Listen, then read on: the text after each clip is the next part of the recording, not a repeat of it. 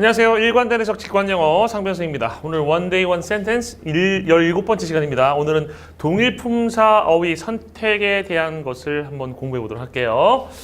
동일품사 어휘 선택 일단 10초 들 테니까 풀어보세요.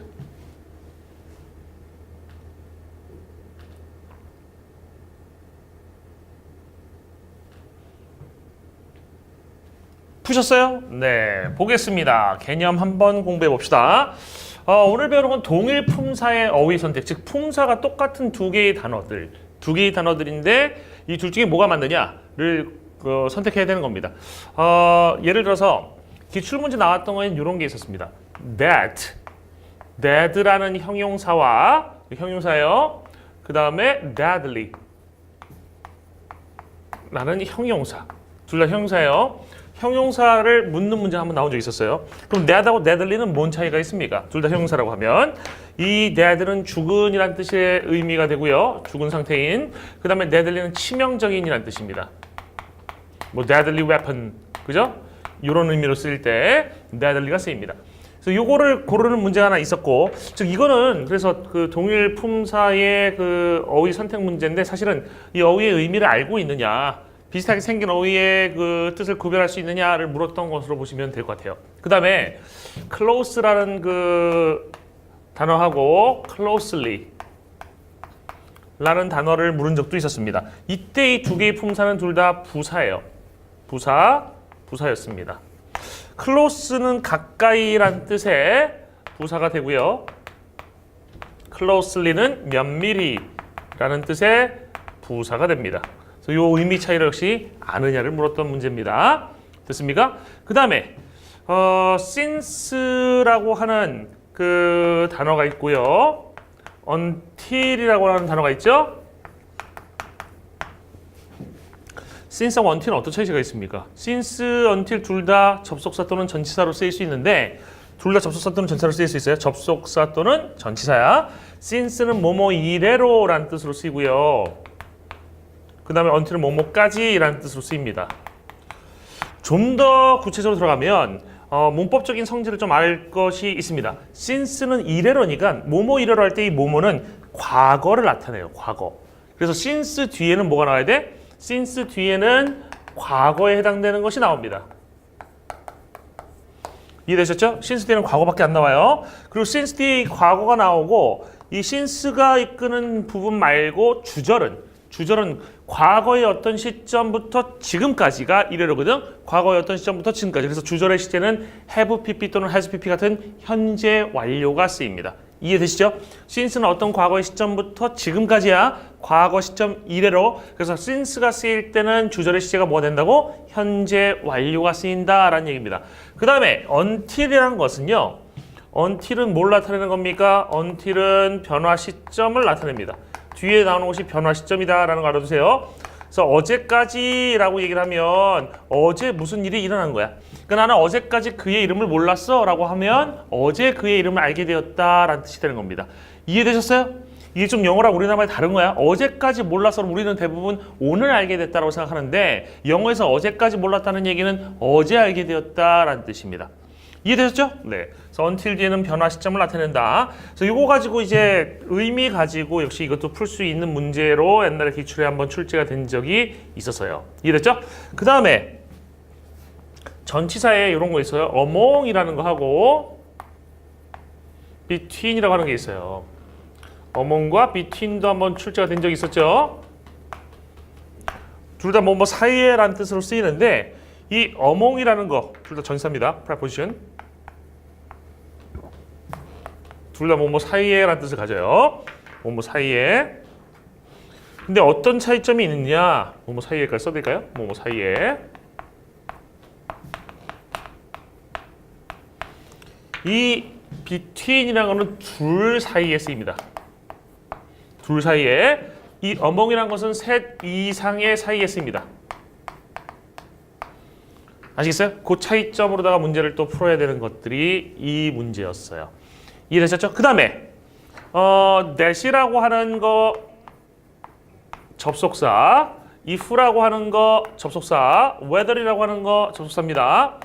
이것들이 시험에 출제된 적도 있었습니다. that은 뭐뭐라는 것이란 뜻의 접속사죠. 접속사 컨정션이에요. 컨정션, 얘도 컨정션, 얘도 컨정션입니다. 접속사인데 뜻은 that은 뭐뭐라는 것. if는 뭐뭐인지 명사절일 때 문제가 나옵니다. 그 다음에 whether도 뭐뭐인지예요. 일단 이렇게 생각하시면 됩니다. 문제 출제될 때 요쪽은 or 이런 표현이 쓰일 때 있잖아. 뭐 A or B, 그죠? 뭐뭐인지 할 때 그 표현에 쓰이는 것이 or이 나왔다고 하면 that이 아니라 if나 whether이 나올 가능성이 높아지는 겁니다. 이해됐어요? 그 다음에 또 알아두셔야 되는 거는 이 if나 whether이 쓰여야 되는 경우가 있어요. 특히 if가 쓰여야 되는 경우가 있어요. ask라든지 wonder이라든지 뭐 묻다라든지 궁금하다라고 할 때, 그죠? 묻다라든지 궁금하다 이때 요청하다 뜻이 아니라 묻다 할 때예요. 알겠어요? 묻다 할 때 얘네들이 쓰일 때는 뒤에 이것들 뒤에 that절이 쓰이느냐 if절이 쓰이느냐 if절이 나오는 게 맞습니다. 뭐뭐인지를 묻거나 뭐뭐인지가 궁금해야 되죠. 그죠? 여기다 뭘 쓰면 틀려요? that을 쓰면 틀립니다. 아시겠어요? 요것도 반드시 알아두셔야 될 거예요. 되셨나요? So that, if, whether 특히 that과 if의 구별 문제 또는 that 또는 whether의 구별 문제 명사절에서 목적어 자리에서 특히 타동사 앞에 있을 때 시험에 출제되는데 묻거나 궁금한 것 같은 것들 뒤에는 정해진 것이 나올 수 없기 때문에 대신 못 나와요. 뭐뭐인지가 궁금하고 뭐뭐인지를 묻는 게 맞습니다. 그래서 if가 ask나 wonder 뒤에 나오는 것이 자연스럽다라는 거 알아두시고요. or not 뭐 or이라든지 or not이라든지 이런 표현들이 쓰인다고 하면 that은 그런 표현하고 쓰일 수가 없고 이런 표현은 주로 whether하고 많이 쓰이죠. 그죠? whether A or B 이런 식으로 그것도 알아두시면 좋을 것 같습니다. 됐어요? 그럼 이건 지금 기출 문제들이고 이거랑 비슷한 것들이 뭐가 또 나올 수 있을까라고 생각하면 좀 많아요. 많이 많습니다. 그래서 이거는 뭐 하나하나 다 설명하는 거는 거의 불가능해 보이고요. 아직까지 시험에 출제되지 않았던 문제들 몇 개만 좀 더 설명을 드린다고 하면 한국인들이 많이 틀리는 것 중에 이게 있어요. most하고 almost하고 mostly 이거의 구별 문제 이런 것들도 역시 알아두시면 좋을 것 같아요. most, almost, mostly 일단 뜻은 얘는 부사로 쓰일 때는 가장 많이란 뜻이에요. 부사일 때만 써드리겠습니다. 한정사일 때 most는 대부분 의란 뜻도 있고 대부분의 것이란 대명사 뜻도 있지만 부사로만 설명할게요. almost는 거의란 뜻입니다. 그 다음에 mostly는 대개란 뜻이죠. 아이자인지 어이자인지 모르겠네요. 대개? 이거 모르겠네요. 찾아보세요. 아인지 어인지 모르겠습니다. 배가 고프면 그 대게가 생각나긴 하는데, 그죠? 헷갈린다. 겐지는 찾아보세요. 아시겠죠? 또 한글 실력도 들통나네요, 그죠? 대게란 뜻입니다. 됐죠? 수업해드린 거 까먹었어요. 이것 때문에. 다시 봅시다. 이 almost 같은 경우는 보통 이런 표현을 써요. almost 100라든지 almost no라든지 almost all이라든지 이런 표현들 근접한다에 쓰입니다. 또는 뭐 어떤 almost died 거의 죽었다 할 때 almost died 죽을 뻔했다 할 때 이럴 때 almost가 쓰여요. 아시겠어요? 됐죠? 요거 하나만 잘 알아두시면 될 것 같아. mostly는 대개란 뜻이에요. 그 다음에 이 다음 게 생각이 안 나네 갑자기. 생각했어요. 봅시다.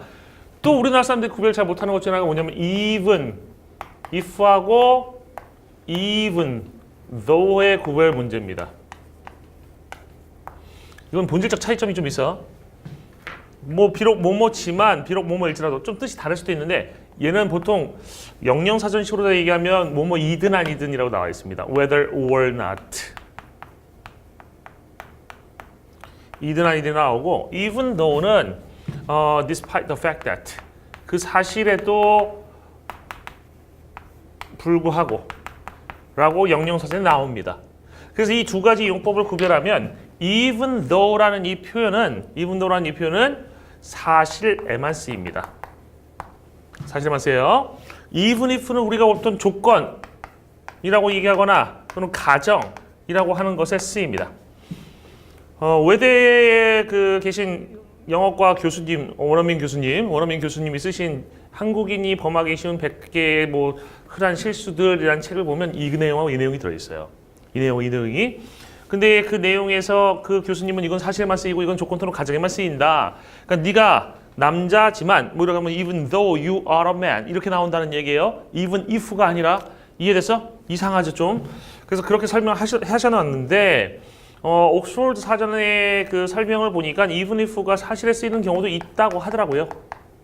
아시겠어요? 사실 쓰이는 경우도 있다고 하더라고. 그래서 우리가 시험 문제 이 두 개가 나온다고 하면 이 부분에 초점 맞추는 게 좋지 않을까라는 생각을 갖습니다.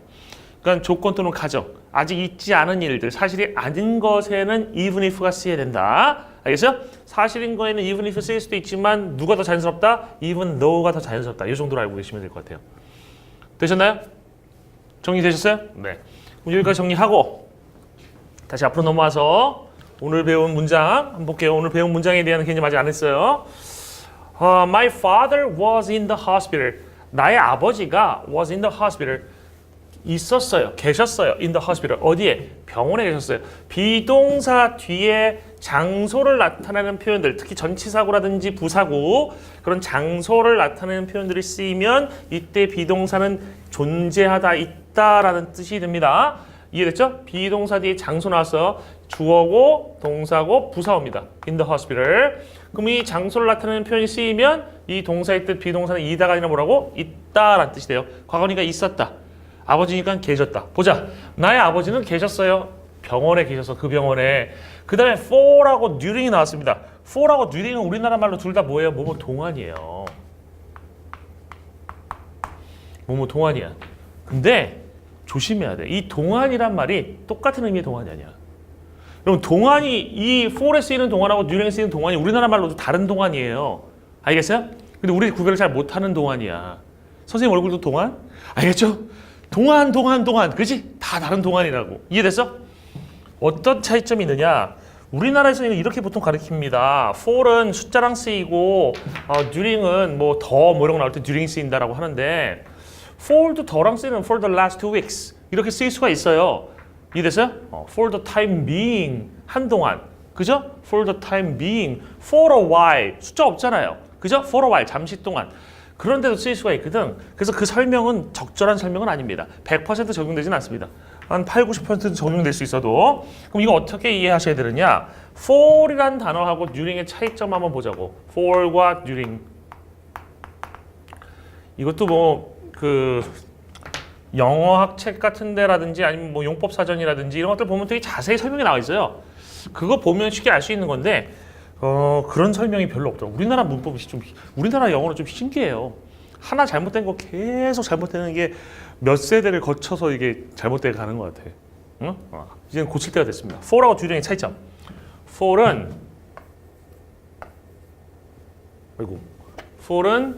how long의 답변이에요.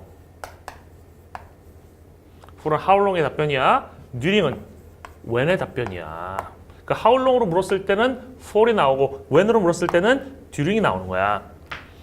이해돼? 이해 안 돼? 문제 하나 더 쓰실게요. It rained for 2 hours during the night. 이런 문장이 있다고 생각해 보세요. 만약에 for하고 during이 완전히 똑같은 뜻이라고 하면 이렇게 함께 쓰일 리가 없습니다. 다르게 쓰여요. It rained for 2 hours during the night. 언제 비가 나왔습니까? 언제 비가 내렸어요? During the night. 밤에 비가 내렸어요. 그죠? 얼마나 오랫동안 내렸어요? 2시간 동안 내렸어요. 이게 됩니까? For 2 hours는 얼마나 오랫동안? 2시간 동안. 언제? 밤 동안. 이 되는 거야. 아시겠죠? 그래서 for과 during은 다르다. for은 how long의 답변, during은 when의 답변이다 라는 얘기입니다.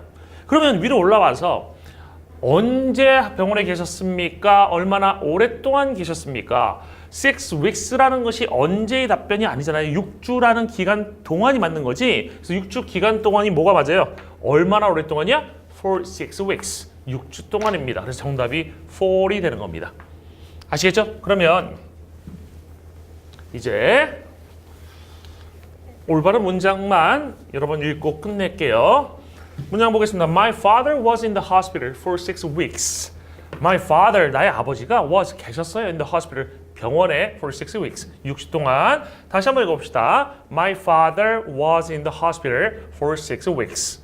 됐죠? 다시 한번. My father was in the hospital for 6 weeks. 됐나요? 되셨어요? 한 번 더 읽어. My father was in the hospital for 6 weeks. 나의 아버지가 계셨다고 병원에 얼마 동안? 6주 동안. 해석할 때도 문장 성분 순서대로 해석하시고요. 문장 성분 순서대로 해석해서 이해하신 다음에 영어로 계속 반복해서 읽으시면 여러분의 실력이 쑥쑥 올라갈 것입니다. 오늘 이것으로써 동일품사 어휘 선택에 대한 개념 강의 모두 마치도록 하겠습니다. 수고 많으셨습니다.